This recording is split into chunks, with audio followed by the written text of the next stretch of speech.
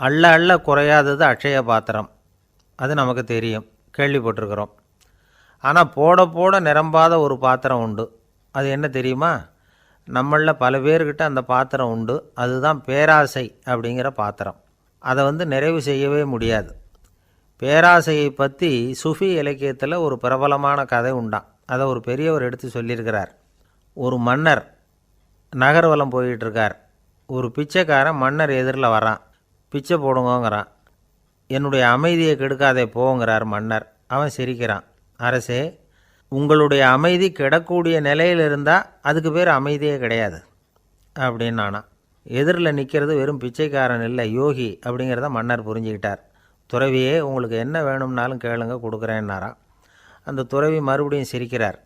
அரசே, உங்களால் முடியாததையெல்லாம் கொடுக்க முடியும்னு சத்தியம் செய்யாதீங்க அப்படின்னார். மன்னருக்கு கோபம் வந்துட்டுது. என்ன இவர் இப்படி சொல்கிறாரு அப்படின்னு நினச்சார். நகர்வலத்தை பாதியிலேயே நிறுத்தினார். வாங்க அரண்மனைக்குன்னார். துறவியை அழைச்சிக்கிட்டு அரண்மனைக்கு வந்துட்டார். துறவி தன்கிட்ட இருந்த பிச்சை பாத்திரத்தை நீட்டினார். இது நிறைய எனக்கு பொற்காசுகள் வேணும் அப்படின்னாராம். அவ்வளவு தானா, இது ஒரு பெரிய காரியமா அப்படின்னு கையை தட்டினாராம் மன்னர். ஒரு பெரிய தாம்பாளம் நிறைய பொற்காசுகள் சேர்ந்தது. அதை அள்ளி போட்டார். போட போட அந்த பிச்சை பாத்திரம் நிரம்பவே இல்லை. பொற்காசுகள் போட போட அவ்வளவையும் உள்ளே வாங்கிக்கிட்டே இருக்குது. அரசாங்க கஜானாவே காலி ஆகிட்டுது. மூட்டை மூட்டையாக பொற்காசுகளை கொட்டி பார்த்துட்டாங்க. அது முழுங்கிக்கிட்டே இருக்குது. கடைசி வரைக்கும் அந்த பிச்சை பாத்திரம் நிரம்பவே இல்லை. அரசர்கிட்ட இருந்த கர்வம் போயிட்டுது. அப்படியே பொத்துன்னு துறவி காலில் விழுந்தார். அப்போ அந்த துறவி சொன்னாராம், மன்னா, இந்த பிச்சை பாத்திரத்தை உங்களால் மட்டும் இல்லை, வேறு யாராலையும் நிரப்ப முடியாது. அதுக்கு என்ன காரணம்னா, இது சாதாரண பிச்சை பாத்திரம் இல்லை, பேராசைகளோடு வாழ்ந்து செத்துப்போன ஒரு மனிதனின் மண்டை ஓடுது அப்படின்னாராம். பாருங்கள், இதுதான் அந்த சுஃபி இலக்கிய கதை. செத்த பிறகும் நிறைவு இல்லைன்னா அது எப்பேற்பட்ட பேராசையாக இருக்கும்னு யோசித்து பார்த்துங்க. நம்மால் ஒருத்தர் கல்யாணம் பண்ணிக்க பொண்ணு பார்த்துக்கிட்டு இருந்தார். அழகு, அறிவு, படிப்பு எதுவும் தேவையில்லை, பணம் மட்டும் இருந்தால் போதும் அப்படின்னு பார்க்குறவங்ககிட்டெல்லாம் சொல்லி வச்சார். ரொம்ப நாளைக்கு அப்புறம் ஒரு பணக்காரர் கிடைச்சார். அவர் சொன்னார், இதை பாருங்கள், எனக்கு 20 வயசில் ஒரு மகள், அவளை நீங்கள் கல்யாணம் பண்ணிக்கிட்டால் 2 லட்சம் பணம் கொடுப்பேன். 25 வயசில் ஒரு பொண்ணு, அவளை கல்யாணம் பண்ணிக்கிட்டால் 2.5 லட்சம் தருவேன். 30 வயசில் ஒரு பொண்ணு இருக்கா, அவளை கல்யாணம் பண்ணிக்கிட்டால் 3 லட்சம் தருவேன். என்ன சொல்கிற அப்படின்னாராம். இவன் கொஞ்ச நேரம் யோசித்து பார்த்துருக்கான். அதுக்கப்புறம் மெதுவாக அவரை நிமிர்ந்து பார்த்து, ஒருத்தர் ரொம்ப அவசரமாக வந்தார். சார், மனுஷன் நிம்மதியாக இருக்கிறதுக்கு என்ன வழின்னு கேட்டார். சீக்கிரமாக ஒரு கல்யாணத்தை பண்ணிங்க, எல்லாம் சரியாக போடும் அப்படின்னோம். அவர் ஒரு மாதிரியாக பார்த்தார். ஏற்கனவே எனக்கு கல்யாணம் ஆகிட்டுது சார், அதனால தானே நிம்மதியாக இருக்கிறதுக்கு வழி கேட்குறேன் அப்படின்னார். சரி, இவர் ஒரு மாதிரியான கேஸ் அப்படின்னு நினச்சிக்கிட்டு நம்மக்கிட்ட இருந்த ஒரு சின்ன புத்தகத்தை அவர்கிட்ட தூக்கி கொடுத்தோம். இதை படித்து பாருங்கன்னு. கல்யாணத்துக்கு பிறகும் சந்தோஷமாக இருக்கிறதுக்கு என்ன வழி அப்படிங்கிற கேள்விக்கு அந்த புத்தகத்தில் விளக்கம் இருந்தது. கணவன் மனைவிக்குள்ளே சிக்கல் வராமல் இருக்கிறதுக்கு அதில் சில வழிகளை சொல்லி கொடுத்துருக்குறாங்க. அதெல்லாம் என்னென்ன அப்படிங்கிறத இப்போ பார்க்கலாமா? குடும்பம்னு இருந்தால் கோபம் வரதான் செய்யும். அது வந்துட்டு போட்டும் பரவாயில்ல. ஆனால் அந்த கோபம் ஒரே நேரத்தில் 2 பேருக்கும் வந்துடாமல் பார்த்துக்கணும். ஒரு சமயத்தில் யாராவது ஒருத்தர் தான் கோபப்படணும், அடுத்தவங்க அமைதியாக இருக்கணும். அதுக்கப்புறம் இவர் அமைதியான உடனே அவங்க ஆரம்பிச்சிக்கலாம். கோபமாக ஏதாவது சொன்னால் உடனே கோபமாக பதில் சொல்லக்கூடாது. கொஞ்சம் பொறுத்து கோபம் தீர்ந்த உடனே அந்த பதிலை சொல்லலாம். அப்போ பதில் கோபமாக இருந்தால் கூட அது அவ்வளோ பெருசாக தெரியாது. அற்ப விஷயத்துக்கெல்லாம் காய்ச்சி மூச்சுன்னு கத்திகிட்டு இருக்கக்கூடாது. உங்கள் 2 பேருக்குள்ளே ஒரு தர்க்கம் ஆரம்பமாயிட்டுதுன்னு வச்சுக்கோங்க. கடுமையாக 2 பேரும் விவாதம் பண்ணுறீங்க. உங்களில் ஒருத்தர் இதில் ஜெயிக்கணும்னா அது நீங்களாக இருக்க வேணாம், அடுத்தவங்க ஜெயிக்கிறதுக்கு நீங்கள் துணையாக இருங்களேன். அப்படின்னா நீங்கள் கொஞ்சம் விட்டு கொடுக்கணும், அவ்வளவுதான். ஏதாவது குத்தம் சொல்லணுமா, செஞ்ச தப்பை சுட்டி காட்டணுமா, விமர்சனம் பண்ணணுமா, பண்ணுங்க, வேணான்னு சொல்லலை. ஆனால் சொன்னதை அப்படி சொல்கிறத கொஞ்சம் அன்பாக இதமாக சொல்லுங்கள். எப்போ நடந்த தவறுகளையெல்லாம் இப்போ போய் மறுபடியும் ஞாபகப்படுத்திகிட்டு இருக்க வேண்டாம். நான் அப்போவே சொன்னேன் இந்த புடவை வேணாம்னு, நீங்கள் தான் கேட்கல, இப்போ பாருங்கள் கிழிஞ்சு போச்சு இப்படின்னு கத்துனாங்க ஒரு அம்மா. எப்போ சொன்னீங்கன்னு கேட்டால் ஒரு 10 வருஷத்துக்கு முன்னாடி தீபாவளி சமயத்தில் அப்படிங்கிறாங்க. அது என்ன இன்னும் அப்படியே புதுசாகவே இருக்கும்?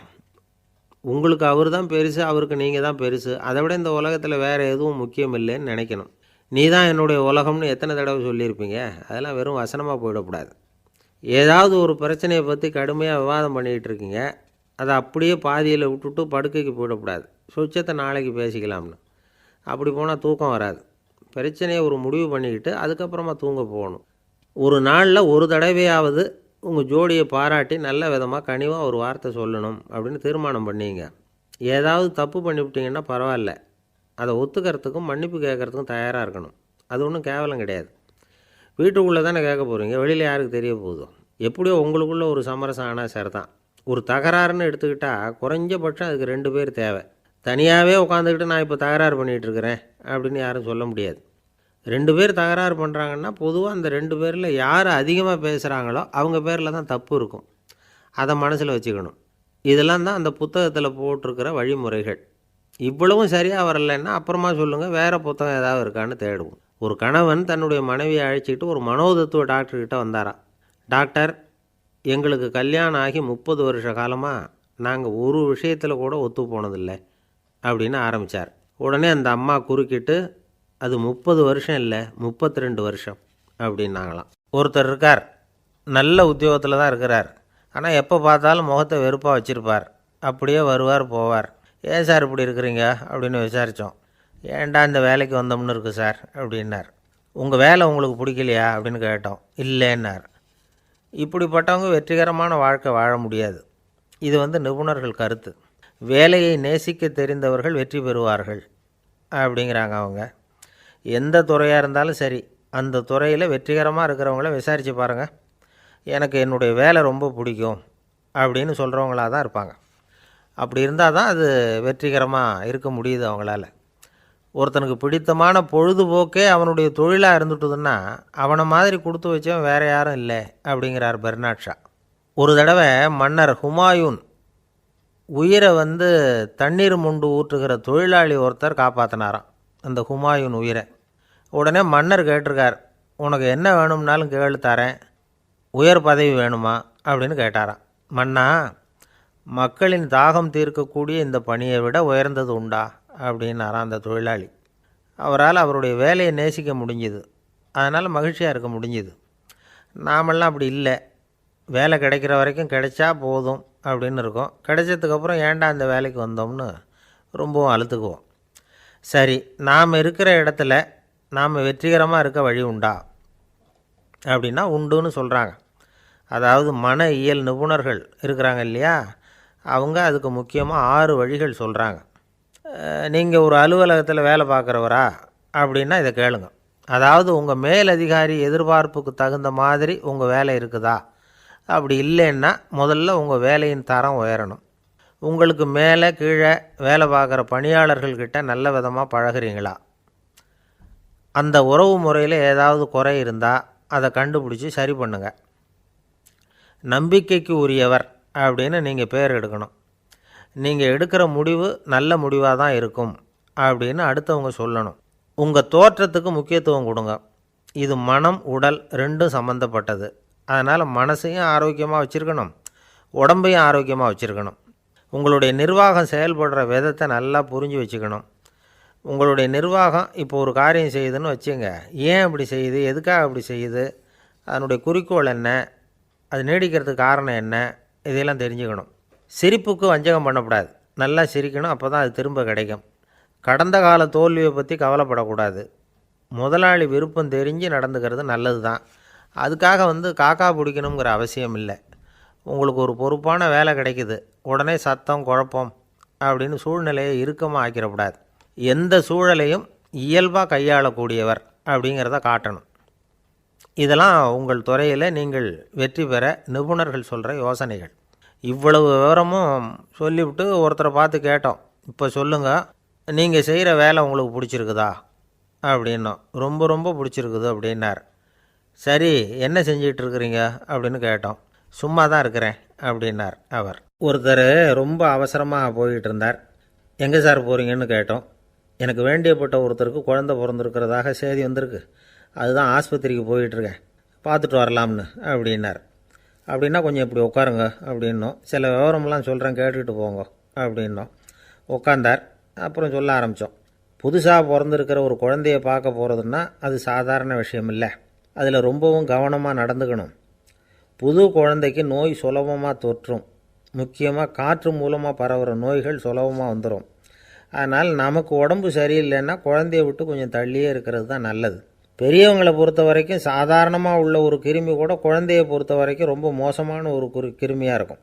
சில வெளிநாடுகளில் எப்படி தெரியுமா, பிறந்த குழந்தை தூங்கிக்கிட்டு இருக்கிற ஒரு ரூமுக்கு போகணும்னா போகிறவங்க முகமூடி போட்டுக்கணும், காலணிகளை மாற்றிக்கணும், அவ்வளவு சுத்தமாக உள்ளே போய் பார்த்துட்டு வரணும். பொதுவாக சில ஆஸ்பத்திரிகளில் பார்த்திங்கன்னா பார்வையாளர்கள் நேரத்தில் விசிட்டிங் ஹவர்ஸ் தாயை விட்டு குழந்தைய தனியாக பிரித்து வச்சுருவாங்க. எதுக்குன்னு நினைக்கிறீங்க? அந்த நேரம் பல பேர் வருவாங்க போவாங்க. அவங்க கை கால் சுத்தமாக இருக்காது. சுத்தம் இல்லாத கைகள் மூலமாக கிருமிகள் பரவும். சுத்தம் இல்லாத கைன்னா மண் தூசி படிஞ்சிருக்கிற கை மட்டும் தான் அர்த்தம் இல்லை. சாலையில் கையை வீசிக்கிட்டு நடந்து வர்றீங்க, குழந்தைய பொறுத்த வரைக்கும் அது கூட சுத்தம் இல்லாத கை தான். தாயை தவிர மற்றவங்க குழந்தைய தூக்காமல் பார்த்துக்கிறது நல்லது. தாய் கூட அளவோடு கொஞ்சிறதோடு நிறுத்திக்கணும். புதுசாக ஒரு குழந்தைய பெற்றுருக்கிற பொண்ணுக்கிட்ட மற்ற தாய்மார்கள் ஏதாவது சொல்லிக்கிட்டே இருப்பாங்க. குழந்தைய அப்படி வளர்க்கணும் இப்படி வளர்க்கணும் அப்படின்னு ஏதாவது அட்வைஸ் பண்ணிக்கிட்டே இருப்பாங்க. இப்படி ஓவராக அறிவுரை பண்ணுறது அந்த பொண்ணை குழப்பி விட்டுரும். அதனால் அப்படிலாம் பண்ணக்கூடாது. அந்த பெண்ணே ஏதாவது கேட்டால் கூட டாக்டர் சொல்ல வேண்டிய விவரங்களையெல்லாம் நாமே சொல்லிகிட்டு இருக்கக்கூடாது. புதுசாக பிறந்திருக்கிற குழந்தைய மட்டும்தான் இப்படி பார்க்கணும்னு இல்லை. ஒரு நோயாளி குழந்தைய பார்க்க போகிறதுனா கூட ரொம்ப எச்சரிக்கையாக தான் நடந்துக்கணும். ஒரு தின்பண்டமோ விளையாட்டு சாமானோ அந்த குழந்தைக்கு நாம் வாங்கிட்டு போகிறதா வச்சுக்குவோம். அதை நேராக கொண்டுகிட்டு போய் அந்த குழந்தைகிட்டே கொடுக்கக்கூடாது. அதோட அப்பா அம்மாக்கிட்ட ரகசியமாக கொடுக்கலாம். அவங்க முடிவு பண்ணட்டும் குழந்தைகிட்ட அதை கொடுக்கலாமா வேண்டாமாங்கிறத. அவங்களுக்கு தான் தெரியும் அதோட மனசும் உடம்பும். உங்கள் அக்கறையை காட்டுறதா நினச்சிக்கிட்டு குழந்தை வாயில் எதையும் கொண்டுட்டு போய் போடாதீங்க. போகிறப்போ உங்கள் வீட்டு குழந்தையும் அழைச்சிட்டு போகாதீங்க. இது நோயை வாங்கிட்டு வந்துடும், அல்லது புதுசாக ஒரு நோயை அதுக்கிட்ட கொடுத்துட்டு வந்துடும். என்னதான் உங்களுக்கு பழக்கமான குழந்தையாக இருந்தால் கூட அதுக்கு விருப்பம் இல்லைன்னா பேசக்கூடாது. அங்கே போய் அவங்க பள்ளிக்கூடத்தை ஞாபகப்படுத்திகிட்டு இருக்கக்கூடாது.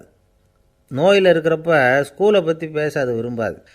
ஆஸ்பத்திரியை விட்டு வெளியில் புறப்படுறப்போ குழந்தைகிட்ட சொல்லணும்னு அவசியம் இல்லை. அதோட அப்பா அம்மா கிட்ட சொல்லிவிட்டு புறப்பட்டா போதும். குழந்தை கோபிச்சிக்காது. சமூக சம்பிரதாயத்தை பற்றி அது கவலைப்படுறதில்ல. இப்படி எல்லா விவரமும் நம்ம எதிரில் உட்காந்துருந்தவங்ககிட்ட சொல்லி முடித்தோம். ரொம்ப நன்றி சார் அப்படின்னு சொல்லிவிட்டு அவர் புறப்பட்டார். குழந்தைங்க கொஞ்சம் வளர்கிற வரைக்கும் தான் நாம் எச்சரிக்கையாக இருக்கணும்னு இல்லை, வளர்ந்த பிறகு இன்னும் எச்சரிக்கையாக இருக்கணும். ஒரு பையன் பள்ளிக்கூடத்துலேருந்து திரும்பி வீட்டுக்கு வந்தான். முகம் பூரா நகத்தால் கீறி இருந்தது. அப்பா பார்த்து பயந்துட்டார். யாருடா உன்னை இப்படி பண்ணது அப்படின்னார். என் கூட படிக்கிற இன்னொரு பையன்னா. நாளைக்கு உன் கூட பள்ளிக்கூடத்துக்கு வர்றேன், நீ எனக்கு அவனை அடையாளம் காட்ட முடியுமான்னார். அது ரொம்ப சுலபம் நான் பையன். எப்படின்னார் அப்பா. அவன் காதில் ஒன்றை கையோடு எடுத்துகிட்டு வந்திருக்கிறேன், இதோ என் பையில் தான் வச்சுருக்கேன் அப்படிங்கிறான் அந்த பையன். அமெரிக்க ஜனாதிபதி ஆப்ரஹாம் லிங்கன் ஒரு நாள் தன்னோட கோச்சு வண்டியில் தலைநகரான வாஷிங்டனுக்கு போயிட்டுருக்கிறார். கோச்சு வண்டி ஒரு சாலையில் போயிட்டுருக்கு. அந்த சாலைக்கு ஒரு பக்கத்தில் பயங்கரமான சதுப்பு நிலம். சதுப்பு நிலம்னா அது புதைகுழி, புதை மணல்ங்கிறோம்ல, அது மாதிரி. அந்த சதுப்பு நிலத்தில் யாராவது மாட்டிக்கிட்டா அவ்வளவுதான், ஆளை கொஞ்சம் கொஞ்சமாக உள்ளே அமுக்கிவிடும். தப்பிச்சு கரையிறது கஷ்டம். அப்படிப்பட்ட நிலம் அது. ஆப்ரஹாம் லிங்கன் ஏதோ ஒரு முக்கியமான அரசாங்க வேலையாக போயிட்டு திரும்பி வந்துக்கிட்டு இருக்கிறார். அதனால் அந்த சமயத்தில் அவர் விலை உசந்த ஆடைகளை அணிஞ்சிருக்கிறார். அப்படி அவர் அந்த கோச்சு வண்டியில் வந்துக்கிட்டு இருக்கிறாரு. அந்த சமயத்தில் ஒரு காட்சி அவர் கண்ணில் பட்டுவிட்டது. என்ன தெரியுமா? ரோட்டுக்கு பக்கத்தில் இருந்த சதுப்பு நிலத்தில் ஒரு இளம் பன்றிக்குட்டி சிக்கிக்கிட்டு தவிச்சிக்கிட்டு இருக்குது. பரிதாபமாக கத்திக்கிட்டு இருக்குது. அதை பார்த்தார் லிங்கன். அவருக்கு என்ன மாதிரி ஆயிட்டுது. உடனே வண்டியை நிறுத்த சொன்னார். கீழே இறங்கினார். தன்னோட விலை உசந்த ஆடைகளை பற்றி லட்சியம் பண்ணவே இல்லை. தனக்கே ஆபத்து வரலாம்ங்கிறத பற்றியும் கவலைப்படலை. தான் ஒரு குடியரசுத் தலைவருங்கிறத பற்றியும் அவர் நினச்சி பார்க்கல. நேராக அந்த சதுப்பு நிலம் பக்கமாக போனார். அந்த சேத்துல இறங்கி பன்றிக்குட்டியை காப்பாற்றி கரைக்கு கொண்டுட்டு வந்து சேர்த்துட்டார். அதுக்கப்புறம் நிம்மதியாக கோச்சு வண்டியில் ஏறி வெள்ளை மாளிகைக்கு வந்து சேர்ந்தார். ட்ரெஸ்ஸு உடம்பு பூரா சேறு சகதி. பார்க்குறவங்களுக்கெல்லாம் ஆச்சரியமாக போச்சு. அவங்களுக்கு ஒன்றும் புரியல. இவர் நேராக ட்ரெஸ்ஸு மாற்றிக்கிறதுக்காக போனார். கோச்சு வண்டி ஓட்டிகிட்டு வந்தவங்கிட்ட போய் எல்லோரும் கேட்டாங்க என்ன ஆச்சு அப்படின்னு. அவர் வர்ற வழியில் நடந்த விவரத்தை சொன்னார். ஆபிரகாம் லிங்கனுடைய இந்த இறக்க குணத்தை எல்லாரும் பாராட்டினாங்களாம், புகழ்ந்தாங்களாம். ஆனால் இதுக்கு லிங்கன் என்ன பதில் சொன்னார் தெரியுமா? தயவு பண்ணி இந்த புகழ்ச்சியான பேச்சையெல்லாம் ஒதுக்குங்க, அதெல்லாம் வேணாம். அந்த சின்ன பிராணி சகதியில் மாட்டிக்கிட்டு துடிச்சிக்கிட்டு இருந்தது, அதை பார்த்தேன். உடனே என்னுடைய இதயத்தில் ஒரு முள் தைச்சது மாதிரி ஒரு உணர்வு. அந்த முள்ளை பிடுங்கி எறிஞ்சேன், அவ்வளவுதான். உண்மையில் அந்த பிராணிக்கு நான் உதவினேங்கிறத விட எனக்கு ஏற்பட்ட இன்னலை போக்கிட்டேன் அப்படிங்கிறது தான் உண்மை. அதுதான் பொருத்தம். அப்படி இருக்கிறப்போ இதில் புகழறதுக்கு என்ன இருக்குது அப்படின்னார் ஆபிரகாம் லிங்கன். எவ்வளவு யதார்த்தமான வார்த்தைகள் பாருங்கள். இந்த காலத்தில் நம்மளையும் பல பேர் அப்படி உண்டு. நீச்சல் தெரியாத ஒரு ஆள் தண்ணியில் இறங்கிட்டான். தண்ணி ஆழங்கிறது அப்புறமா தான் தெரிஞ்சுது. தத்தளிக்க ஆரம்பிச்சுட்டான், வாழ்னு கத்துறான். கரையில் நின்றுக்கிட்டு இருந்த ஒருத்தர் இதை பார்த்தார். உடனே அவருக்கு இதயத்தில் முள் தைச்சது மாதிரி ஒரு உணர்வு. உடனே குபீர்னு தண்ணியில் பாய்ஞ்சார். அவரை காப்பாற்றி கரைக்கு கொண்டுட்டு வந்து சேர்த்தார். இதை பார்த்துக்கிட்டு இருந்த இன்னொருத்தர் காப்பாற்றின அந்த ஆளை பாராட்டி புகழ்ந்தார். என்ன புகழாதீங்க சார் அப்படின்னார் அவர். ஏன்னு கேட்டார் இவர். நான் அந்த ஆளை ஏன் காப்பாற்றினேன் தெரியுமா? அவன் நேற்றுக்கு என்கிட்ட 300 ரூபா கடன் வாங்கியிருக்கிறான். இவன் தண்ணியில் போட்டான்னா நான் கொடுத்த கடனும் தண்ணியில் போடும். அதனால தான் விழுந்து காப்பாற்றினேன் அப்படின்னா அந்த ஆள். அவர் ஒரு பெரிய குடும்பத்தில் பிறந்தவர். இருக்கிற சொத்துக்கள் எல்லாத்தையும் வாரி வழங்கிவிட்டு காட்டுக்கு புறப்பட்டார் தவம் செய்கிறதுக்காக. இருந்தது பூராவும் கொடுத்துட்டார். இனிமேல் எதுவுமே இல்லை கொடுக்கறதுக்கு. அப்போது கடைசியாக ஒருத்தன் கையை நீட்டினான். ஐயா ஏதாவது கொடுங்கன்னா. அவர் பார்த்தார். கட்டியிருக்கிற வேட்டியை தவிர வேறு எதுவுமே இல்லை. 8 முழம் பட்டு வேட்டி, ஜரிகை கரையோடு இருக்குது. கடைசியாக அதை தான் எடுத்து கட்டிக்கிட்டு அவர் புறப்பட்டுக்கிட்டு இருக்கிறார். அவர் பார்த்தார், எதிரில் அவன் பரிதாபமாக நின்றுக்கிட்டு இருக்கிறான். அந்த 8 முழ வேட்டியை 2ஆக கிழிச்சார். 4 முழத்தை அவங்ககிட்ட கொடுத்துட்டு மீதி 4 முழத்தை தன்னுடைய இடுப்பில் கட்டிக்கிட்டு அவர் காட்டுக்கு போயிட்டார். இவன் என்ன பண்ணான் தெரியுமா? கையில் கிடைச்ச 4 முழத்தை எடுத்துக்கிட்டு கடை வீதிக்கு போனான். பழைய பட்டு வேட்டி ஜருகை இதெல்லாம் விலைக்கு வாங்குகிற வணிகர் ஒருத்தர் இருந்தார். அவர்கிட்ட போனான். இதை விலைக்கு எடுத்துக்கிறீங்களான்னு கேட்டான். அவர் வாங்கி பார்த்தார். ஆகா, ரொம்ப அருமையான வேட்டி, விலை ஒசந்த ஜருகை, இது ஏது உனக்குன்னு கேட்டார். அவன் நடந்ததை சொன்னான். அப்படின்னா ஒன்று செய், இந்த வேட்டியோட இன்னொரு பாதியையும் மெதுவாக வாங்கிட்டு வந்துரு, உனக்கு நிறைய பணம் தரேன் அப்படின்னார் அந்த வணிகர். இவன் கொஞ்சம் யோசனை பண்ணி பார்த்தான். கொஞ்சம் இருங்க, தான் வந்துவிடுறேன் அப்படின்னு சொல்லிவிட்டு நேராக காட்டுக்கு போனான். அவர் எங்கே இருக்காருன்னு தேடி கண்டுபிடிச்சான். அவர் ஒரு இடத்துல தவக்கோலத்தில் இருக்கிறார். கட்டியிருந்த இடைவேட்டியும் அவரை அறியாமலே நழுவி கீழே விழுந்து கிடக்குது. இவனுக்கு ரொம்ப வசதியாக போச்சு. அவரை கேட்க வேண்டிய அவசியமே இல்லை. மெதுவாக சத்தம் போடாமல் அடி மேலே அடி வச்சு நெருங்கினான். அவர் கண்ணை மூடிக்கிட்டு அவர் பாட்டு நின்றுக்கிட்டு இருக்கார். இவன் மெதுவாக போய் கீழே கிடந்த அந்த துணியை எடுத்துக்கிட்டு சத்தம் போடாமல் திரும்பி நடந்தான். அப்படி கொஞ்சம் தூரம் நடந்திருப்பான். அப்படி ஓட ஆரம்பிக்கிற சமயத்தில் அவன் காலில் கீழே கிடந்த முள் ஒன்று நறுக்குன்னு தைச்சி விட்டுது. வலி தாங்க முடியாமல் அம்மான்னு கத்திவிட்டான். இந்த சத்தத்தினால கண்ணை மூடி நின்றுக்கிட்டு இருந்த அவர் தவம் கலைஞ்சிது. மெதுவாக கண்ணை திறந்து பார்க்குறார். தன் இடையில் இருந்த வேட்டி அவன் கையில் இருக்குது. இப்போ அவர் நினைக்கிறாராம், இந்த வேட்டி மேலே நான் வச்ச ஆசை அல்லவா அவனை திருடன் ஆக்கிவிட்டுது அப்படின்னு நினச்சாரான். இது எப்பேற்பட்ட மனநிலைங்கிறத கொஞ்சம் யோசிச்சு பாருங்கள். தான் ஒரு பொருள் மேலே வைத்த பற்று இன்னொரு மனிதன் திருடனாக ஆகிறதுக்கு காரணமாக ஆயிட்டுதே அப்படின்னு நினைக்கிறார். அப்படி நினச்சி அவர் யார் தெரியுமா? அவர் தான் மகாவீரர். இழந்துட்டேங்கிறியே, நீ என்னத்தை கொண்டு வந்த இங்கே இழக்கிறதுக்கு? நீ என்னத்தை உண்டாக்குன இது அழிஞ்சுட்டுதுன்னு சொல்கிறதுக்கு? இது அவருடைய சிந்தனை. இன்றைக்கி நம்ம சிந்தனையெல்லாம் வேறு மாதிரி இருக்குது. ஒருத்தன் நடுத்தெருவில் உட்காந்து அழுதுகிட்டு இருந்தான்.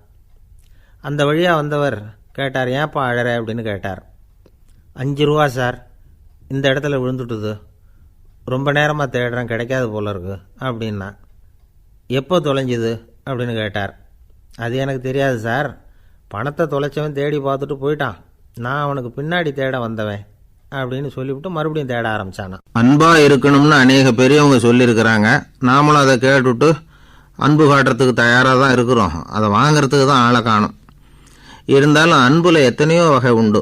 அதை சரியாக புரிஞ்சுக்கிட்டு அதுக்கப்புறம் அன்பு காட்ட ஆரம்பிக்கணும். வகையை புரிஞ்சிக்காமல் அன்பு காட்டினா வம்புல மாட்டிக்க வேண்டியது தான்.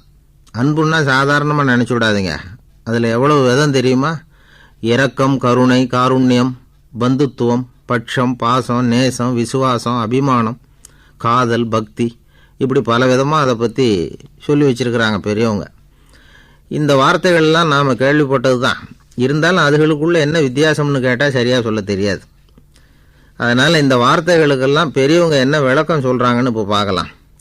எளியவர்கள் மேலே செலுத்துகிற அன்பு இருக்கு பாருங்கள், அதுக்கு இரக்கம்னு பேர்.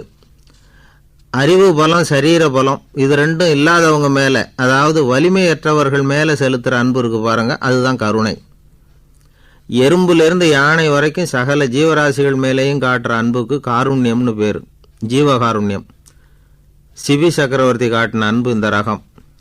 உறவினர்கள், சொந்தக்காரங்க, அவங்க வசதியாக இருந்தாலும் வறுமையில் இருந்தாலும் வித்தியாசம் இல்லாமல் காட்டுற அன்பு இருக்கு பாருங்க, அதுக்கு பேர் பந்துத்துவம். ஒரு எஜமானன் வேலையாள்கிட்ட காட்டுற அன்பு இருக்கு பாருங்க, அதுக்கு பேர் தான் பட்சம். அவனும் தன்னை மாதிரி மனுஷன்தாங்கிற நினப்பு வேணும். ஒரு தாய் தன்னுடைய குழந்தை மேலே, ஒரு குழந்தை தன்னுடைய தாய் மேலே செலுத்துகிற அன்புக்கு பாசம்னு பேர். ஈருடல் ஓர் உயிர்னு நினைக்கிறது இது. ராமரும் கௌசலையும் இதுக்கு உதாரணம். தம்மை ஒத்த நண்பர்கள்கிட்ட செலுத்துகிற அன்புக்கு நேசம்னு பேர். வயசு, செல்வம், அந்தஸ்து, இந்த வித்தியாசமெல்லாம் பார்க்காம அவங்க சுக துக்கத்தில் சமபங்கு எடுத்துக்கிறது இது. கிருஷ்ணன் குசேலர்கிட்ட காட்டினது இந்த ரகம். வேலை செய்கிறவன் முதலாளிகிட்ட காட்டுற அன்புக்கு விசுவாசம்னு பேர். தேசத்து மேலேயும் தாய்மொழி பேர்லையும் செலுத்துகிற அன்புக்கு அபிமானம்னு பேர். தேசாபிமானம்னு சொல்கிறோமே, இதுதான். ஒரு கணவன் மனைவி பேரில் காட்டுற அன்புக்கு காதல்னு பேர். கடவுள் பேரில் செலுத்துகிற அன்புக்கு பக்தின்னு பேர். இப்படி அன்புல பல ரகம் இருக்கிறப்போ அதில் உள்ள வித்தியாசம் தெரியாமல் இடம் மாற்றி அன்பு காட்டினா இடைஞ்சல் தான். சரி, இந்த அன்பை பற்றி விஞ்ஞானம் என்ன சொல்லுது தெரியுமா? இதயத்தை பாதுகாக்கிறதுக்கு முக்கியமாக தேவைப்படுற ஒன்று இந்த அன்பு தான்னு சொல்லுது. நெதர்லாந்து விஞ்ஞானிகள் இதை ஆராய்ச்சி பண்ணியே கண்டுபிடிச்சிருக்கிறாங்க. கொஞ்சம் முயல் குட்டிகளை 2 பிரிவாக பிரித்தாங்க. 2 குரூப்புக்கும் கொழுப்பு அதிகமாக உள்ள ஆகாரத்தையே கொடுத்துக்கிட்டு வந்தாங்க. ஆனால் ஒரு குரூப்புக்கு வெறுமன ஆகாரத்தை கொடுத்ததோடு சரி, இன்னொரு குரூப்பு முயல்களுக்கு ஆகாரம் கொடுத்ததோடு நிறுத்திக்கல. அதுக்கு முன்னாடி கூண்டுகளை திறந்து விட்டு முயல்களை கொஞ்ச நேரம் எடுத்து கொஞ்சி விட்டு அதுக்கப்புறமா ஆகாரம் கொடுத்தாராம் ஆராய்ச்சியாளர். இந்த குரூப்புக்கு இதய பாதிப்பு 60% குறைச்சலாக இருந்துதான். சில நோயாளிகளுக்கு ஹார்ட் அட்டாக் வந்தாலும் அதை தாங்கிக்கிட்டு குணமாகிற சக்தி அதிகமாக இருக்குது. இது எப்படின்னு ஆராய்ச்சி பண்ணி பார்த்துருக்குறாங்க. அவங்கெல்லாம் மனைவி தன் பேரில் ரொம்ப அன்பாக இருக்கிறதாக நினைக்கிறவங்களாம் இருக்கிறாங்களாம். இதய நோயாளிகள் பல பேரை சந்தித்து இதய நோய் ஏற்பட என்ன காரணம்னு கேட்டிருக்கிறாங்க. அவங்க சொன்ன காரணம்லாம் சாப்பாடு சம்பந்தமாக இல்லையா, மனைவி அன்பா இல்லை, இப்படிப்பட்ட காரணத்தை தான் சொல்கிறாங்களாம். அதனால் இதயத்தை பாதுகாக்கணும்னு நினைக்கிறவங்க அடுத்தவங்க அன்பாக இருக்கிறது மாதிரி பார்த்துக்குங்க, அதுதான் முக்கியம். ஒருத்தர் முகம் பூரா பிளாஸ்டரி போட்டுக்கிட்டு வந்தார். ரொம்ப கோபமாக, என்னங்க ஆச்சுன்னு விசாரித்தேன். எல்லாம் உங்களால் தான் சார்னார். விவரமாக சொல்லுங்களேன். என்ன, உங்கள் தகவலை கேட்டுட்டு ஒரு பூனைக்குட்டியை கையில் எடுத்தேன், அன்பாக அதை தடவி கொடுக்கறதுக்காக. ஆனால் அது முந்திக்கிட்டது, அது என் முகத்தை தடவி கொடுத்துட்டுது, முகம் பூரா நகை கீறல், அதுதான் இப்படி அப்படின்னார். அன்புல அறிவு சேராததுனால வந்த கோளாறு இது. என்னுடைய நண்பர் ஒருத்தர் ஆழ்ந்த சிந்தனையில் இருந்தார். என்ன யோசனை பண்ணுறீங்கன்னு கேட்டேன். தலைவர் ஆகணும்னு பார்க்குறேன், அதுதான் என்ன வழின்னு யோசிச்சுக்கிட்டு இருக்கேன்னார். நான் கூட அது மாதிரி யோசித்து பார்த்தேன். அதுக்கப்புறம் அந்த யோசனையை கை விட்டுட்டேன் அப்படின்னோம். ஏன்னு கேட்டார். அதுக்கான தகுதிகள் நமக்கு இல்லைங்கிறது புரியுது. அது நமக்கு புரியறத விட நம்ம விட மற்றவங்களுக்கு நல்லா புரிஞ்சு போச்சு. அதனால் பேசாமல் கம்முன்னு இருந்துடுறது தான் நல்லது அப்படின்னோம். தலைவர் ஆகிறதுக்கு தகுதிகள் வேறு உண்டோ அப்படின்னு கேட்டார். அவர் யதார்த்தமாக தான் கேட்குறார். நாங்கள் உடனே எங்ககிட்ட இருந்த ஒரு புஸ்தகத்தை எடுத்து அவர்கிட்ட கொடுத்தோம். படித்து பாருங்கன்னு. தலைவர் ஆகிறதுக்கு என்ன வழி அப்படிங்கிறத பற்றி அதில் போட்டிருக்கிறாங்க. முதல் வழி என்ன தெரியுமா? ஒரு 4 பேர் முன்னாடி இல்லைன்னா ஒரு கூட்டத்துக்கு முன்னாடி நீங்கள் பேச போகிறீங்க. அப்போ எப்படி ஆரம்பிக்கணும்னா, உண்மையான புகழ்ச்சி, நேர்மையான பாராட்டு, இதோடு ஆரம்பிக்கணும். எடுத்ததுமே அது சரியில்லை இது சரியில்லைன்னு பேசிகிட்டு இருக்கக்கூடாது. மக்களை பார்த்து நீங்கள் தான் தப்பு பண்ணிவிட்டீங்க அப்படின்னு நேரடியாக சொல்லக்கூடாது. தவறு இருந்தாலும் அதை மறைமுகமாக ஏதாவது கதை சொல்லி அதிலிருந்து அவங்க புரிஞ்சுக்கிற மாதிரி செய்யணும். அடுத்தவங்க பண்ண தப்பு என்னன்னு அலசறதுக்கு முன்னாடி நீங்கள் பண்ணின தப்பு என்னங்கிறத பற்றியே பேசுங்க. எதுக்கும் நேரடியாக உத்தரவு போட்டுக்கிட்டு இருக்கக்கூடாது. இதை நீங்கள் செய்யணும் அப்படின்னு சொல்கிறதுக்கு பதிலாக நீங்கள் இப்படி செஞ்சால் எப்படி இருக்கும் அப்படின்னு கேள்வி மாதிரி கேட்கணுமா. இப்படி கேட்டால் அது உத்தரவு மாதிரி தெரியாதான். அடுத்தவங்க மரியாதையை காப்பாற்றுறது மாதிரி பேசணுமா. உங்கள் பேச்சு இன்னொருத்தரை அவமானப்படுத்துறது மாதிரி இருக்கக்கூடாதான். ஏண்டா இவங்கிட்ட போய் மாட்டிக்கிட்டோம்னு யாரும் நினச்சிடக்கூடாது. ஒவ்வொரு சின்ன வளர்ச்சியையும் பாராட்டணும். வெற்றி சாதாரணமாக இருந்தாலும் பாராட்டாமல் இருந்துடக்கூடாது. பாராட்டும் பொழுது தாராளமாக இருக்கணும். குறை சொல்லும் பொழுது கவனமாக இருக்கணும். வாய்க்கு வந்தபடி பேசிவிட்டா அதுக்கப்புறம் வகையாக மாட்டிக்கிட்டு முழிக்க வேண்டியிருக்கும். நீங்கள் பேசுகிறது இன்னொருத்தருக்கு ஒரு கௌரவத்தையும் மரியாதையும் உண்டு பண்ணுறது மாதிரி இருக்கணும். நீங்கள் பேசுகிறது அடுத்தவங்களுக்கு இருக்கிற கொஞ்ச நெஞ்ச மரியாதையும் எடுத்து விடுறது மாதிரி இருக்கக்கூடாது. உங்கள் பேச்சை கேட்டால் கேட்குறவங்களுக்கு ஒரு ஊக்கம் வரணும், உற்சாகம் வரணும். தவறு எதுவாக இருந்தாலும் அதை சுலபமாக திருத்திக்கலாம், சரி பண்ணிக்கலாங்கிறது மாதிரி இருக்கணும் உங்கள் பேச்சு. அடுத்தவங்களை சந்தோஷப்படுத்துங்க. உங்கள் யோசனையை கேட்டு நடந்துக்கிறதுனால அந்த சந்தோஷம் அவங்களுக்கு கிடைக்கணும். இந்த தகுதியெல்லாம் உங்ககிட்ட இருந்தால் நீங்கள் ஒரு சிறந்த தலைவராகலாம் அப்படின்னு அந்த புஸ்தகத்தில் போட்டிருக்குது. இந்த காலத்தில் தலைவர் ஆகிறதுக்கு வேறு சில தகுதிகள்லாம் கூட தேவைப்படுது. ஒரு புள்ள தன்னுடைய அப்பா கிட்ட, அப்பா உன்ன மாதிரியே நானும் அரசியலில் சேரணும், தலைவர் ஆகணும்னு ஆசைப்படுறேன், இன்னையிலேருந்து எனக்கு அரசியல் பாடம் கற்றுக் கொடு அப்படின்னு கேட்டிருக்கான். அவரும் சரின்னு சொல்லிவிட்டு ஒரு பெரிய ஏணியை எடுத்துகிட்டு வந்தாராம். ஒரு செவுத்தில் சாத்தினார். இந்த ஏணியில் ஏறி உயர போய் அங்கே பரன் மேலே இருக்கிற ஒரு புத்தகத்தை எடுத்துகிட்டு வாடான் இருக்கார். மகனை பார்த்து, அப்பா ஏணி ரொம்ப உயரமாக இருக்குது, நீ ஜாக்கிரதையாக இதை பிடிச்சிக்கோ, நான் ஏறி போகிறேன் அப்படின்னு நான் பையன். பயப்படாத, நான் பார்த்துக்கிறேன்னார் அப்பா. பையன் ஏணியில் ஏறினா உச்சிக்கு போனதும் அப்பா கையை எடுத்துட்டார். ஏணி அப்படியே சரிஞ்சுட்டுது. பையன் பொத்துன்னு கீழே விழுந்துட்டான். இடுப்பை பிடிச்சிக்கிட்டே எழுந்திரிச்சான். என்னப்பா இது, இப்படி என்னை ஏற விட்டுட்டு கையை விட்டுட்டியே, இப்படி கை விடலாமா அப்படின்னு கத்தியிருக்கான். அப்பா நிதானமாக சொன்னாராம், அவசரப்படாதேப்பா, அரசியலில் இதுதான் முதல் பாடம், பெத்த அப்பனாக இருந்தாலும் அவனை நம்பாதே அப்படின்னு உபதேசம் பண்ண ஆரம்பித்தாரான். ஒரு தெருவில் சில சிறுவர்கள் விளையாடிக்கிட்டு இருந்தாங்க. ஏதோ ஒரு உயரமான கல்லை நடுத்தெருவில் வச்சு அதை சுற்றி சுற்றி ஓடி வந்துக்கிட்டு இருக்கிறாங்க. அது என்ன விளையாட்டோ அவங்களுக்கு தான் தெரியும். கொஞ்ச நேரம் அப்படி விளையாடிக்கிட்டு இருந்தவங்க விளையாடி முடித்ததும் அந்த கல்லை நடுத்தெருவில் அப்படியே விட்டுட்டு அவங்கவுங்க வீட்டுக்கு ஓடி போட்டாங்க. அதுக்கப்புறம் அந்த வழியாக 2 பெண்கள் பேசிக்கிட்டே வந்தாங்க. பேச்சு சுவாரஸ்யத்தில் நடுத்தெருவில் இருந்த அந்த கல்லை கவனிக்கலை. காலில் இடிச்சுட்டுது, லேசாக ரத்தம் வந்துட்டுது, வலி தாங்கலை. காலில் இடிச்சுக்கிட்ட பொண்ணு திட்ட ஆரம்பிச்சுட்டுது. வர வர ஊர் உலகம் ரொம்ப கெட்டு போச்சு, யாருக்கும் பொறுப்பே கிடையாது பாரு, இப்படி நடுத்தருவில் பொறுப்பு இல்லாமல் இப்படி கல்லை போட்டு வச்சுருக்குறாங்களே, இது நியாயமா அப்படின்னு சொல்லி இந்த சமூகத்தை கடுமையாக விமர்சனம் பண்ணிக்கிட்டே அவங்க போயிட்டாங்க. கொஞ்ச நேரம் கழித்து ஒரு வாலிபன் அந்த வழியாக வந்தான். அந்த கல்லை பார்த்தான், நின்னான், ஒரு நிமிஷம் யோசனை பண்ணான், என்ன பண்ணலாம்னு பார்த்தான். தன்னுடைய வீரத்தையும் பலத்தையும் காட்டணும்னு நினச்சான். பின்னாடி போனான். அப்புறம் வேகமாக ஓடி ஒரு சின்ன ஹை ஜம்ப், அப்படியே துள்ளி குதித்தான். துள்ளி குதித்து தாண்டி அந்த பக்கமாக போய் விழுந்தான். அப்படியே விசில் அடிச்சுக்கிட்டு அவன் பாட்டுக்கு நடந்து போகிறான். அடுத்தபடியாக ஒரு காதல் ஜோடி அந்த வழியாக வந்தது. நடுத்தெருவில் கல் கண்ணில் பட்டது. அவங்க 2 பேரும் ரொம்ப நெருக்கமாக சேர்ந்து வந்துக்கிட்டு இருக்கிறாங்க. நடுவில் கல் இருக்கிறதுனால கொஞ்ச நேரம் 2 பேரும் விலகி மறுபடியும் இந்த பக்கம் சேர்ந்து போகணும். கொஞ்ச நேரம் நாம் பிரிய வேண்டி இருக்குதே அப்படின்னு வருத்தத்தோடு முணுமுணுத்துக்கிட்டே இந்த பக்கம் வந்தாங்க. அதுக்கப்புறம் வழக்கம் போல் சேர்ந்து அவங்க பாட்டுக்கு எதிர்காலத்தை பற்றி கற்பனை பண்ணிக்கிட்டே போயிட்டாங்க. கடைசியாக அந்த வழியாக பார்வை இல்லாத ஒருத்தர் வந்துக்கிட்டு இருக்கார். அவர் கையில் வழக்கமாக வச்சிருக்கிற அந்த ஊன்றுகோல், கையில் இருக்கிற அந்த ஊன்றுகோலால் தனக்கு முன்னாடி அப்படியும் இப்படியும் அப்படியே தட்டிக்கிட்டு பார்த்துக்கிட்டே அவர் மெதுவாக நடந்து வந்துக்கிட்டு இருக்கிறார். வழியில் இருக்கிற அந்த கல் தட்டுப்பட்டுது. உடனே நடுத்தெருவில் ஒரு கல் இருக்குங்கிறத அவர் புரிஞ்சுக்கிட்டார். உடனே குனிஞ்சார். அந்த கல்லை தடவி பார்த்து எடுத்தார். தெரு ஓரமாக கொண்டுட்டு போய் போட்டார். அதுக்கப்புறம் அவர் பாட்டுக்கு அவர் வழியில் நடந்து போனார். இப்போது இதில் பல பேர் வந்தாங்க போனாங்க. இவங்களில் பார்வை உள்ளவங்க யார், பார்வை இல்லாதவங்க யார்? இப்படி ஒரு கேள்வி கேட்டால் என்ன பதில் சொல்ல முடியும்? கொஞ்சம் யோசித்து பார்த்தா இன்றைக்கி பல பேர் இப்படி தான் இருந்துக்கிட்டு இருக்கிறோம். ஒரு ஆள் பார்க்குறதுக்கு பெரிய மனுஷன் மாதிரி இருக்கார். ஒரு தெரு வழியாக நடந்து வந்துக்கிட்டு இருந்தார். இருட்டு நேரம். வழியில் ஒரு பெரிய கல் கிடந்தது, கருங்கல். பார்த்தார். கொஞ்ச நேரம் யோசித்தார். போய் தூக்கி பார்த்தா ரொம்ப கனமாக இருந்தது. இன்னொரு ஆள் சேர்ந்தாதான் தூக்க முடியும். இவர் உடனே ரோட்டோரமாக போய் ஒரு மரத்தடியில் உட்காந்துக்கிட்டார். 2 பக்கமும் பார்த்துக்கிட்டே இருக்கார், யாராவது வர்றாங்களான்னு. கொஞ்ச நேரத்தில் ஒருத்தர் வந்தார். இவருக்கு தெரிஞ்சவர். என்னங்க இந்த நேரத்தில் இங்கே உட்காந்துருக்குறீங்கன்னு கேட்டார் அவர். அதோ அந்த கருங்கல் அப்படின்னு சுட்டி காட்டினார். ஓ, அதை தூக்கி ஓரமாக போடணுமா? வாங்க 2 பேரும் தூக்கலான்னார் வந்தவர்.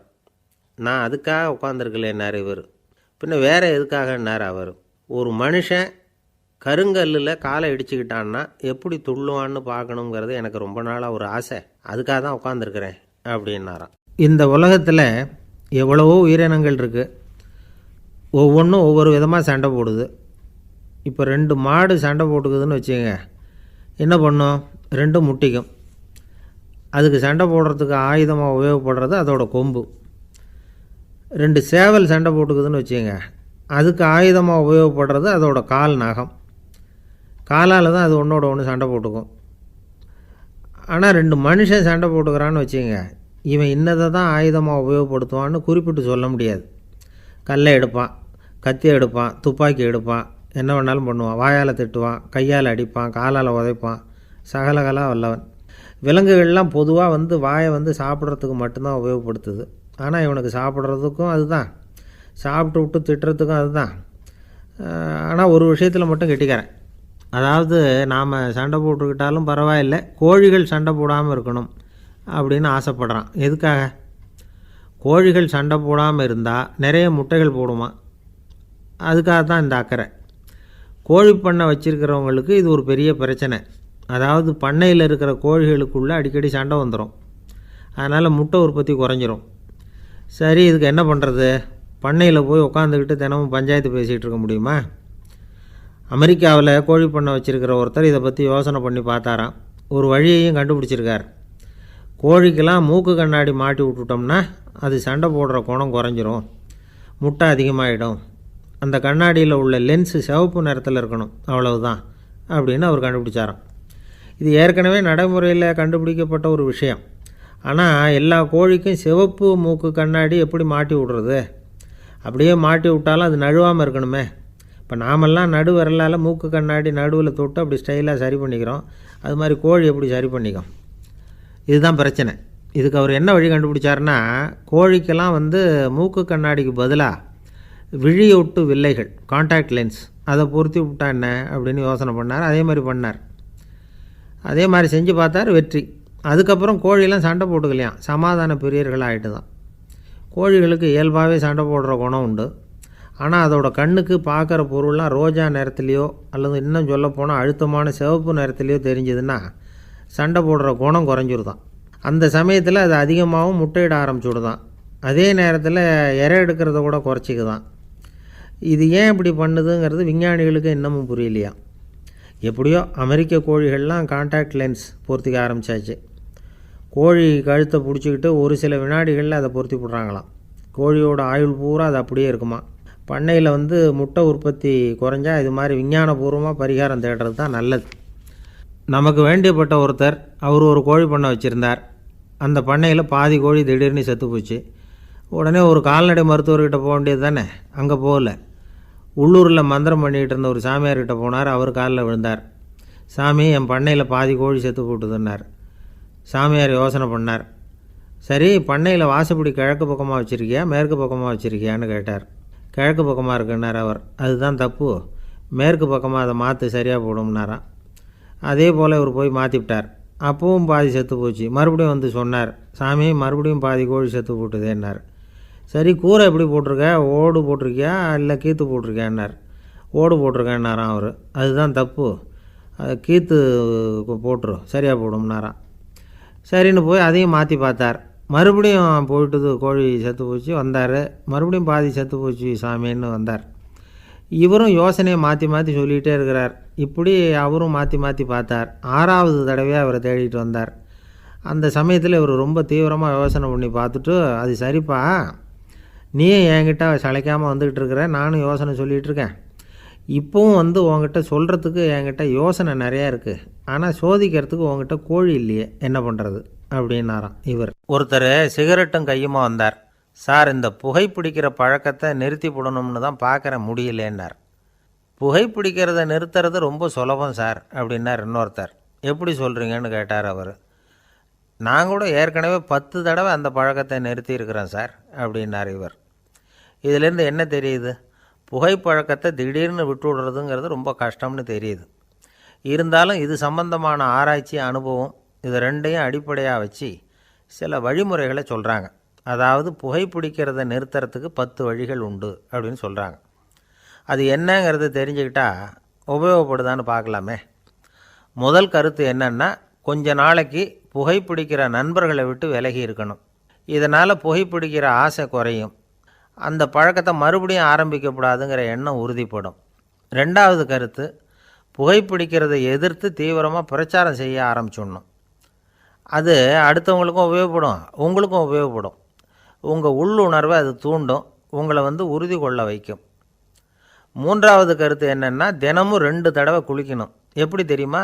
முதல்ல வெது வெதுப்பான தண்ணீர், அப்புறம் குளிர்ந்த தண்ணீர், இப்படி மாறி மாறி குளிக்கணுமா. நாலாவது கருத்து, உடற்பயிற்சிகள் செய்யணும். மூச்சு வாங்குற மாதிரியான பயிற்சிகள் ரொம்ப நல்லதான். பிராணாயாமம் அப்படிங்கிற மூச்சு பயிற்சி ரொம்ப நல்லதுங்கிறாங்க. அப்புறம் ஐந்தாவது கருத்து, சாப்பாடு மிதமாக இருக்கணும், சீராக இருக்கணும். பச்சை காய்கறிகள், பழங்கள் சாப்பாட்டில் சேர்த்துக்கலாம். அடிக்கடி கொஞ்சம் கொஞ்சமாக சாப்பிட்டு ரத்தத்தில் சர்க்கரையின் அளவை பராமரிக்கணும். இது நரம்புகளை அமைதிப்படுத்தும். ஆறாவது கருத்து என்னென்னா, ரொம்ப நேரம் பசியோடு இருக்கக்கூடாது. புகைப்பிடிக்கிறத நிறுத்த முயற்சி செய்யும் பொழுது எடை குறைப்பு நடவடிக்கைகளை மேற்கொள்ளக்கூடாது. ஏழாவது கருத்து, காப்பி, தேநீர், மதுபானம், அப்புறம் போதைப் பொருள்கள் கலந்த உணவுகள் இதெல்லாம் வேணாம். புகைப்பிடிக்கிறத அதெல்லாம் ஊக்கப்படுத்தும். கடுகு, மிளகு, அப்புறம் காரமான பொருள்களை தவிர்க்கணும். உப்பு அளவை குறைக்கணும். தினமும் 10 குவளை தண்ணீராவது குடிக்கணும். வெறும் தண்ணி புகைப்பிடிக்கிற ஆவலை தணிக்குதான். எட்டாவது கருத்து, கையில் சிகரெட்டு, புகையில ஏதாவது இருந்தால் உடனே தூக்கி எறிஞ்சிருங்க. அது கையில் இருக்கிற வரைக்கும் புகைப்பிடிக்கிற ஆசை வந்துக்கிட்டே இருக்கும். ஒன்பதாவது கருத்து என்னென்னா, இறை நம்பிக்கை உள்ளவங்க புகைப்பிடிக்கிற எண்ணம் வர்றப்போவெல்லாம் பிரார்த்தனை செய்ய ஆரம்பிச்சுடலாம். 10வது கருத்து, உங்களுக்கு ரொம்பவும் வேண்டியவங்க யாரோ அவங்கக்கிட்ட எல்லாம் நீங்கள் புகைப்பிடிக்கிறத நிறுத்தி விட்டதாக சொல்லிவிடுங்க. இந்த 10 வழிகளையும் கடைபிடிக்க ஆரம்பிச்சுட்டா புகைப்பிடிக்கும் பழக்கத்தை நிறுத்தி விடலாம் அப்படின்னு சொல்கிறாங்க அனுபவப்பட்டவங்க. முயற்சி பண்ணி பார்க்கலாம். ஒரு முக்கியமான இடத்துல நின்றுக்கிட்டு இருந்தார் ஒருத்தர். அங்கே இன்னொருத்தர், ஏன் சார் இந்த இடத்துல சிகரெட் பிடிக்கலாமா அப்படின்னு அனுமதி கேட்டார். இந்த இடத்துல சிகரெட் பிடிக்கக்கூடாதுங்க அப்படின்னாரு இவர். நீங்கள் இப்படி சொல்கிறீங்க, ஆனால் இந்த இடத்துல கீழே நிறைய சிகரெட் துண்டுகள் கிடக்குதே, அவங்கெல்லாம் யார்? அவங்கெல்லாம் உங்கள் மாதிரி என்கிட்ட அனுமதி கேட்காதவங்க அப்படின்னாராம் இவர். ஒரு ஊரில் ஒரு ஞானி இருக்கிறார். ரொம்ப பெரிய ஞானி, ரொம்ப வயசாகிட்டுது. கடைசி காலத்தில் அவர்கிட்ட சில பேர் வந்தாங்க. உங்கள் குரு யார் அப்படின்னு கேட்டாங்க. அவர் நிமிர்ந்து பார்த்தார். எனக்கு ஆயிரக்கணக்கான குருமார்கள் உண்டு, அவங்க பேரெல்லாம் சொல்லணும்னா இந்த காலம் பத்தாது. ஆனால் முக்கியமான ஒரு 3 பேரை பற்றி மட்டும் உங்களுக்கு சொல்கிறேன் அப்படின்னாராம். அப்புறம் சொன்னார், அந்த 3 பேரில் ஒருத்தன் ஒரு திருடன். ஒரு சமயம் ஒரு பாலைவனம் வழியாக நான் போய்கிட்டு இருந்தேன். அப்போது வழி தவறி போய் ஒரு கிராமத்துக்கு போயிட்டேன். அது இருட்டு நேரம், நடுராத்திரி, ஊரே உறங்கி போச்சு. அந்த நேரத்தில் ஒரு ஆள் மட்டும் ஒரு வீட்டு சுவத்தில் ஏதோ பண்ணி உள்ளே நுழையிறதுக்கு முயற்சி பண்ணிகிட்ருக்கிறான். அவங்கிட்ட போய், நான் இன்றைக்கி இங்கே எங்கே தங்க முடியும் அப்படின்னு கேட்டேன். அதுக்கு அவன், இந்த ராத்திரி வேளையில் அது ரொம்ப சிரமம், ஒரு திருடனோட உங்களால் தங்க முடியும்னா நீங்கள் என்னோட தங்கலாம் அப்படின்னா. நான் அவங்க கூட 1 மாதம் தங்கியிருந்தேன். ஒவ்வொரு நாள் ராத்திரியும், இப்போ நான் என்னுடைய வேலைக்கு போகிறேன், நீங்கள் ஓய்வு எடுத்துக்கோங்க அப்படின்னு சொல்லிவிட்டு போவான். அவன் திரும்பி வந்த உடனே உனக்கு ஏதாவது கிடச்சிதான்னு நான் கேட்பேன். அதுக்கு அவன், இன்றைக்கி ராத்திரி ஒன்றும் இல்லை, நாளைக்கு மறுபடியும் முயற்சி பண்ணுவேன் அப்படின்பா. எப்பவும் அவன் நம்பிக்கை இழந்ததே கிடையாது, எப்பவும் சந்தோஷமாகவே இருப்பான். நானும் ரொம்ப காலமாக தியானம் பண்ணிக்கிட்டே இருந்தேன், ஒன்றுமே நடக்கலை. ஆனால் நான் என்ன பண்ணேன் தெரியுமா?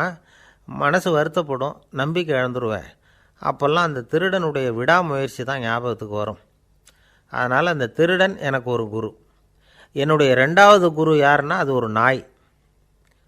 இது எப்படின்னா, ஒரு சமயம் எனக்கு ரொம்ப தாகமாக இருந்தது. ஒரு நதியை நோக்கி போய்கிட்டு இருந்தேன். அப்போது ஒரு நாயும் வந்தது.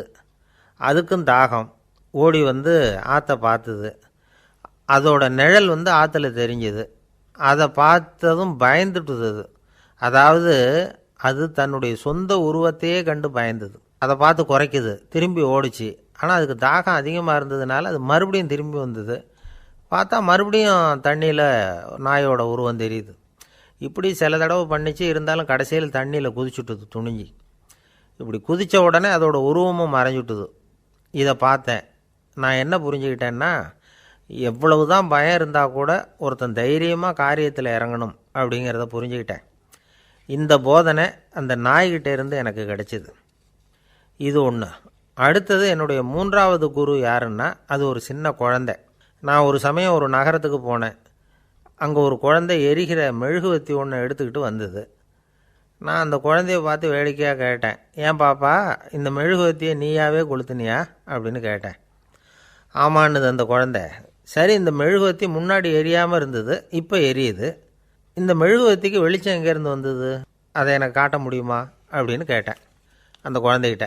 இதுக்கு அந்த குழந்தை சிரிச்சுக்கிட்டு அந்த மெழுகுவத்தியை ஊதி அணைச்சுட்டுது. அதுக்கப்புறம் என்னை பார்த்து கேட்டுது, இப்போ இந்த மெழுகுவத்தியின் வெளிச்சம் போனதை பார்த்தீங்க இல்லையா, அது எங்கே போச்சுன்னு எனக்கு சொல்லுங்க அப்படின்னுது. அந்த குழந்தை இப்படி கேட்டதும் என்கிட்ட இருந்த ஆணவம் அழிஞ்சுட்டுது. நான் படித்ததெல்லாம் அந்த வினாடியில் சுக்கு நூறாக போயிட்டுது. என்னுடைய முட்டாள்தனத்தை நான் உணர்ந்தேன் அப்படின்னு இவ்வளவும் அந்த ஞானி விவரமாக சொன்னாராம். அதனால் நாம் இன்னார்கிட்டே இருந்து தான் இதை கற்றுக்கணுங்கிறது இல்லை, யாருக்கிட்டே இருந்தும் எதையும் கற்றுக்கலாம். நம்மால் ஒருத்தன் ஒரு நாய் வளர்த்துக்கிட்டு இருந்தான். அந்த நாய்க்கு வால் கிடையாது. யாரோ ஏற்கனவே வெட்டி எடுத்துட்டாங்க. இந்த நாய் தான் சார் எனக்கு குரு, அதுக்கிட்டே இருந்து கூட நான் பாடம் கற்றுக்கிட்டு இருக்கிறேன் அப்படின்னா. அப்படி என்ன கற்றுக்கிட்டேன் அந்த வால் இல்லாத நாய்கிட்டே இருந்து அப்படின்னு கேட்டோம். நாம் யாருக்கிட்டேயும் வாலாட்டக்கூடாது அப்படிங்கிற பாடத்தை அதுக்கிட்டே இருந்து தான் நான் கற்றுக்கிட்டேன் அப்படின்னா. ஒரே ஒரு ஊரில் ஒரு பாதிரியார் இருந்தார். ரொம்ப நாள் சந்தோஷமாக வாழ்ந்தார். ஒரு நாள் அவர் மடத்து சமையல் அறையில் பாத்திரங்களை கழுவி துலக்கி சுத்தப்படுத்திக்கிட்டு இருந்தார்.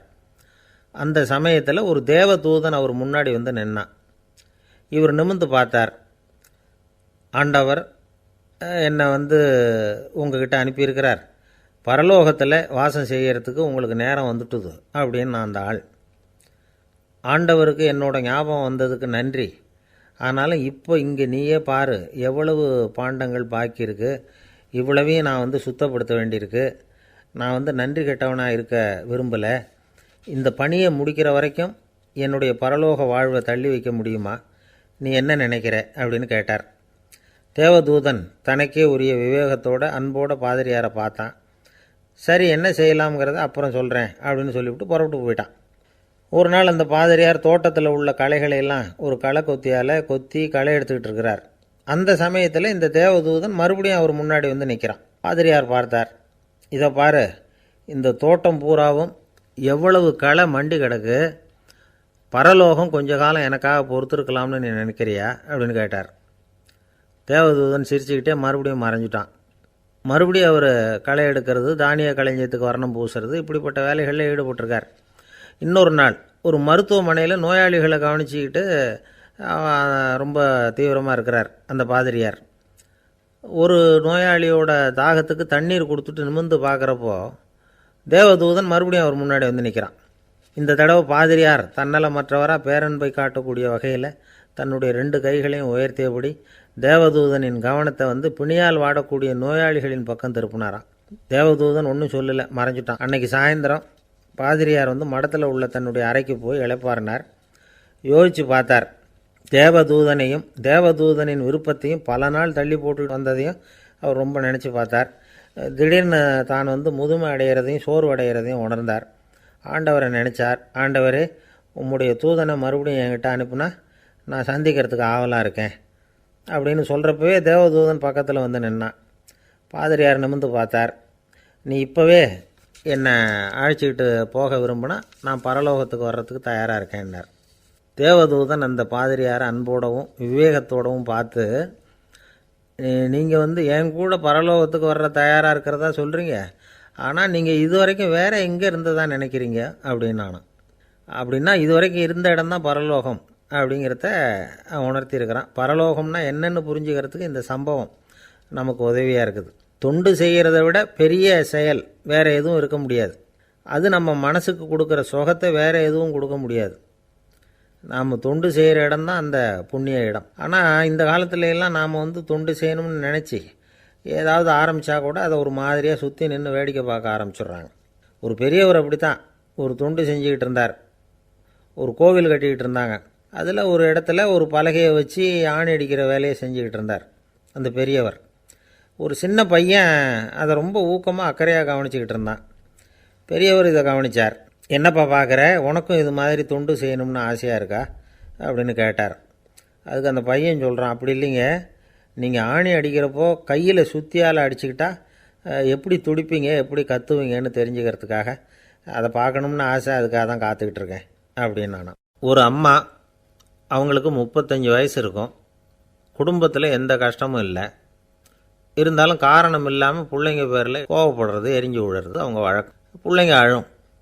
உடனே அவங்க மனசும் சங்கடப்படும். இன்னொரு அம்மா, நல்ல வேலையில் இருக்கிறவங்க, வாரத்துக்கு ஒரு தடவையாவது தலைவலி வந்துடும். இவங்களுக்கெல்லாம் உடம்புல எந்த கோளாறும் இல்லை, மனசு மட்டும் சரியாக இருக்காது. தூக்க மாத்திரை கையில் வச்சுருப்பாங்க.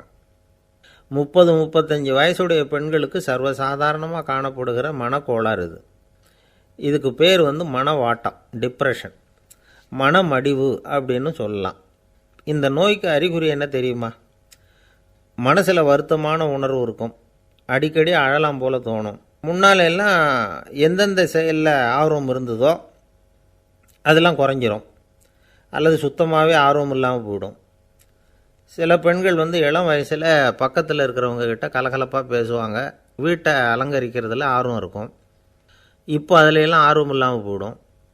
எந்த வேலை செஞ்சாலும் சீக்கிரம் களைப்பு அடைஞ்சுடுறது மாதிரி ஆகிடும். நமக்கு யாருமே உதவியாக இல்லை, நம்ம எல்லாரும் கை விட்டுட்டாங்க போல் இருக்குதே அப்படிங்கிற உணர்வுலாம் உண்டாகும்.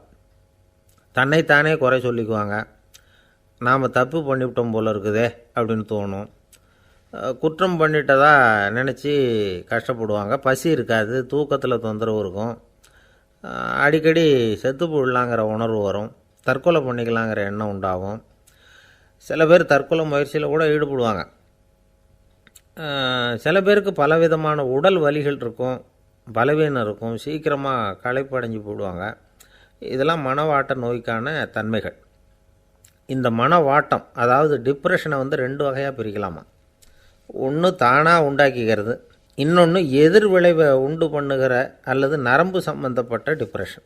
தானாக உண்டாக்கிக்கிற மனவாட்ட நோய் இருக்குது பாருங்கள், அதுக்கு ஏதாவது சூழ்நிலை காரணமாக இருக்கலாம், அல்லது இல்லாமலும் போகலாம். மூளையில் டொப்பாமைன் அல்லது செரட்டோனின் இதோட அளவு குறையும் பொழுது இந்த டிப்ரெஷன் உண்டாகுது. இதுக்கு ஓரளவு பிறவி காரணங்கள் கூட இருக்கலாம். குடும்பத்தில் வேறு சிலருக்கும் வரலாம். பாதிக்கப்பட்ட பெண்ணை பார்க்குறதுக்கு பலவீனமாக தெரியும். கடுமையான குற்ற உணர்வு இருக்கும். தனியாக இருக்கிறதுக்கு ஆசைப்படுவாங்க. நடு ராத்திரியில் எழுந்திரிச்சு உட்காந்து கஷ்டப்பட்டுக்கிட்டு இருப்பாங்க. கொடூரமான முறையில் தற்கொலை பண்ணிக்க முயற்சி பண்ணுவாங்க. தீ வச்சுக்கிறது, அமிலத்தை குடிக்கிறது, தூக்கில் தொங்குறது. இப்படி தானாக வரவழைச்சிக்கிற மனவாட்ட நோய் மறையக்கூடிய நோய். ஒரு தடவை வந்தால் 3லேருந்து 6 மாதம் வரைக்கும் நீடிக்கும். இடைப்பட்ட காலங்களில் நோயாளி இயல்பாக இருப்பார். எதிர் விளைவை உண்டு பண்ணுகிற அல்லது நரம்பு சம்பந்தப்பட்ட மனவாட்ட நோய் எப்படின்னா, கணவன் மனைவி, மாமியார் மருமகள், இப்படிப்பட்ட உறவு முறை பிரச்சனைகள், தோல்விகள், எரிச்சல்கள், ஆஃபீஸு பிரச்சனை, இப்படிப்பட்ட சூழ்நிலையால் உண்டாகிறது. எல்லாத்துக்கும் மருந்து இருக்குது, மார்க்கம் இருக்குது, கவலைப்பட வேண்டியதில்லை, தைரியமாக இருக்கணும். உளவியல் மருத்துவம் இதுக்கு ரொம்ப உபயோகமாக இருக்கும். சில பெண்களை பாருங்கள், அவங்க எதுக்கும் அலட்டிக்கிறது இல்லை. ஒரு அம்மா அப்படி தான் தன்னுடைய கணவனை அழைச்சிக்கிட்டு ஒரு மனநோய் மருத்துவர்கிட்ட வந்தாங்க. டாக்டர், எங்கள் வீட்டுக்காரர் திடீர்னு ஒரு மாதிரி ஆயிட்டார், வித்தியாசமாக நடந்துக்கிறார். எப்படின்னா, இவர் தன்னையே ஒரு ஒட்டடை பூச்சியாக நினச்சிக்கிட்டு இருக்கிறார்.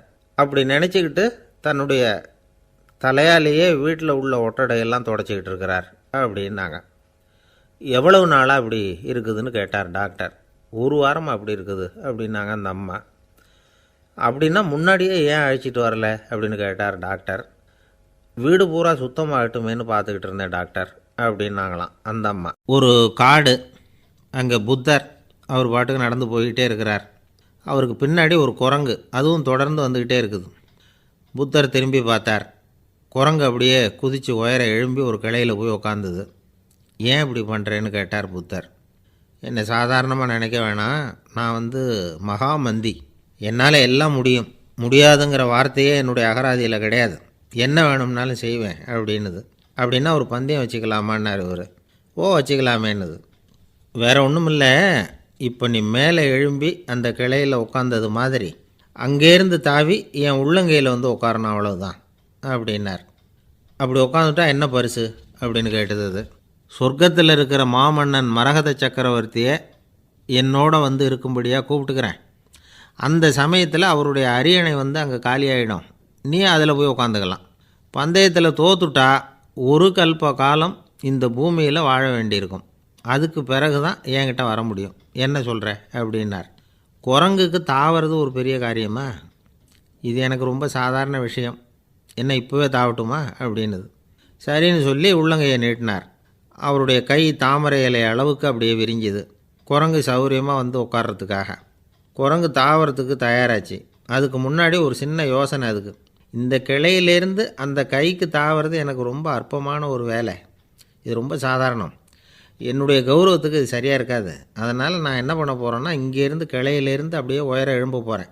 எழும்பி மேல் உலகம் போய் அங்கே ஒரு சுற்றிவிட்டு அதுக்கப்புறம் அங்கேருந்து நேராக இந்த கையில் உட்கார போகிறேன் அப்படின்னு நினச்சிது. என்ன யோசிக்கிற அப்படின்னார் புத்தர். ஒன்றும் இல்லை, இந்த பாயிரம் பார் அப்படின்னு சொல்லி தாவி உயர போயிட்டுது. கொஞ்ச நேரத்தில் வான உலகத்துக்கே போய் சேர்ந்துட்டுது.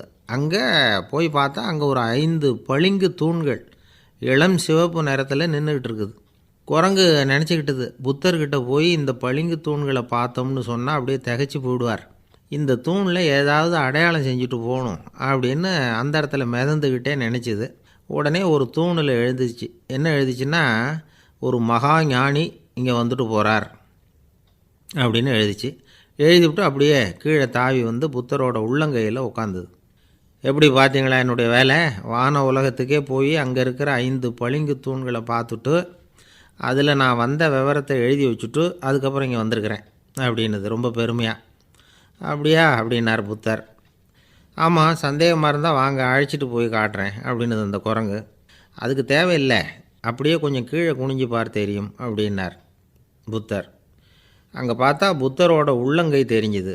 நல்லா உத்து பார்த்துது. அவரோட ஒரு விரலில் அது எழுதிய வாசகம் தெரிஞ்சுது. குரங்கு யோசனை பண்ணிச்சு, அப்படின்னா வானத்தில் நான் பார்த்தது புத்தரோட விரல்களா அப்படின்னு யோசிச்சுது. இதை புரிஞ்சுக்கிட்ட உடனே அந்த குரங்கோட கர்வம் அழிஞ்சு போச்சான். நம்ம மனசு தான் இந்த குரங்கு. மனம்ங்கிறதும் ஆணவங்கிறதும் ஒரு நாணயத்தின் 2 பக்கங்கள். மனம் உள்ளவரை ஆணவமும் இருக்கும். மனம் அழிஞ்சாதான் ஆணவம் அழியும். மனம் அழிய வேண்டும் அப்படின்னு பெரியவங்க சொல்கிறது இந்த அர்த்தத்தில் தான். நம்ம ஆளுங்க சவால் விடுறதெல்லாம் வேறு மாதிரி. ஒருத்தன் ஒரு வாய்க்காலை தாண்டுறேன்னு பந்தயம் கட்டி தாண்ட முடியாமல் வாய்க்காலில் விழுந்து காலை உடச்சிக்கிட்டு கட்டு போட்டுக்கிட்டு வந்தான். ஏன்டா அப்படின்னு கேட்டாங்க. நான் பந்தயம் கட்டின நேரம் சரியில்லை அப்படின்னா. எப்படிறான்னு கேட்டிருக்காங்க. வாய்க்காலில் தண்ணி இருக்கிற நேரமாக பார்த்து பந்தயம் கட்டியிருக்கணும் அப்படின்னானா. ஒரு ஊரில் ஒரு ஆள் இருந்தான். அவனுக்கு ஒரே ஒரு மகள். அவளை நல்ல இடத்துல கட்டி கொடுக்கணும்னு ஆசைப்பட்டான்.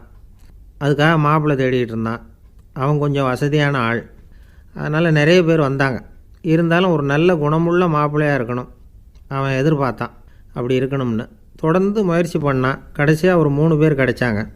அந்த 3 பேரில் யாரை தேர்ந்தெடுக்கிறது, இதுதான் அவனுக்கு வந்த குழப்பம். இந்த நிலைமையில் ஒரு பெரியவரை தேடி போனான். அவர்கிட்ட தன்னுடைய பிரச்சனையை சொன்னான். அவர் கொஞ்சம் யோசனை பண்ணார். அதுக்கப்புறம் 3 பேரையும் கூப்பிட்டார். இதை பாருங்கப்பா, உங்கள் 3 பேருக்கும் 3 மாத கால அவகாசம் தர்றேன். நீங்கள் இப்போ போகலாம், 3 மாதம் கழித்து திரும்பி வரலாம்.